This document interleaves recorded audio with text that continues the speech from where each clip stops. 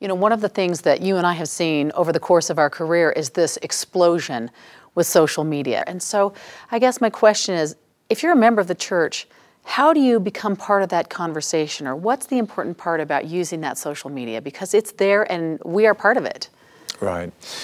You know, a few years ago, maybe 4 or 5 years ago, Elder M. Russell Ballard gave a speech in Hawaii, which was very widely quoted. And I remember at the time that it got a lot of attention. And essentially what he said was, members of the church should go out and use the internet. They should blog. They should, I don't think we had Twitter back then, but he said, go out and use the internet and engage in the conversation. And I think that members have done that by their tens, if not their hundreds of thousands. We see that all over the internet, from the famous mommy bloggers who attract such attention because they talk about home and family in such a persuasive and amazing way, to people who follow political blogs and those who follow religious blogs and who weigh in with their views.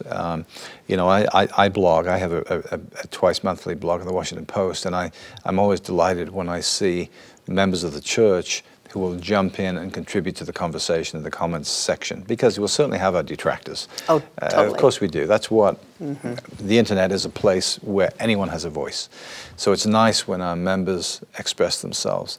And the same kind of principles apply there, I think. If a member is seeing something online that they either take exception to or feel strongly supportive of, again, it's brevity, it's authenticity, it's their personal experience. I was really delighted recently. I wrote a blog about the sacredness of the temple.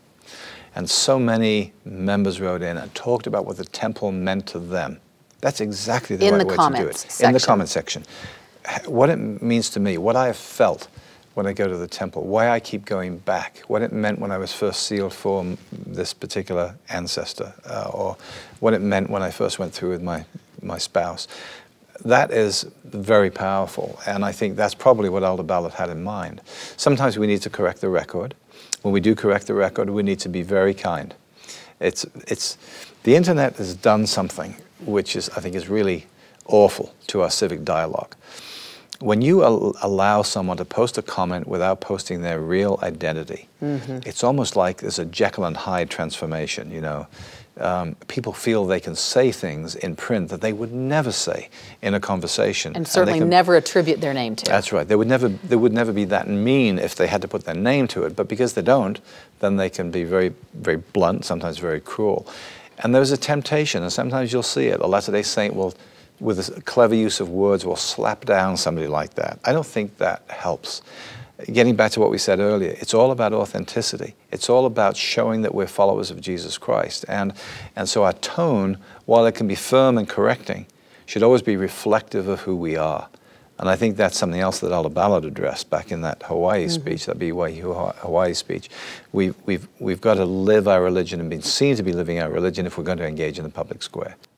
You mentioned your blog, On Faith, with the Washington Post, twice a month, and I'd love you to share some of your experience with us in a way that would help us as individuals, because we're having some of these same conversations that you're writing about, but in a one-on-one type of conversation. What have you learned blogging with the Post?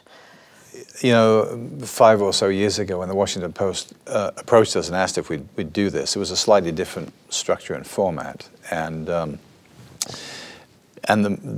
frankly, the only reason that we agreed to do it at the time is because we thought, well, if we don't, they're going to invite somebody else who may not be as friendly.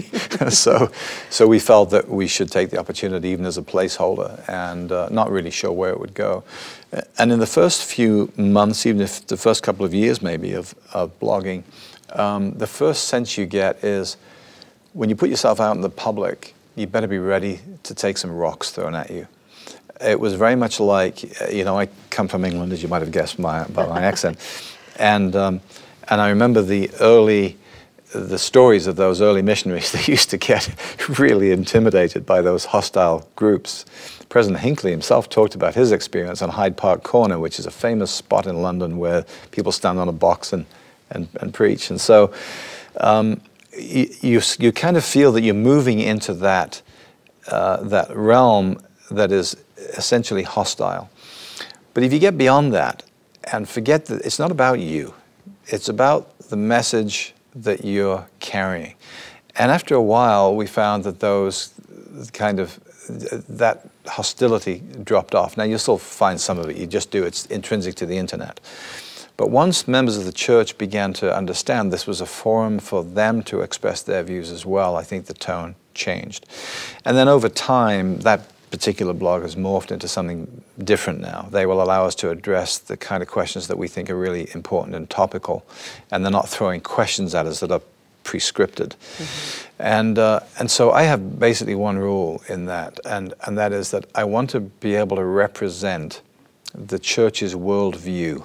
If you could sort of take an aggregate feeling of all of the members and all of the leadership on a particular topic that we're addressing, what would that be? It's very important for me to, even though I technically am expressing my own opinion, I want that opinion to be an opinion that most members of the church who are active, faithful members could look at and say, yeah, that represents me. And so I avoid going off into tangents of my own particular passions or ideas and try to represent what I think the average Relief Society member or the average priesthood member sitting in the pew on a Sunday would want to say.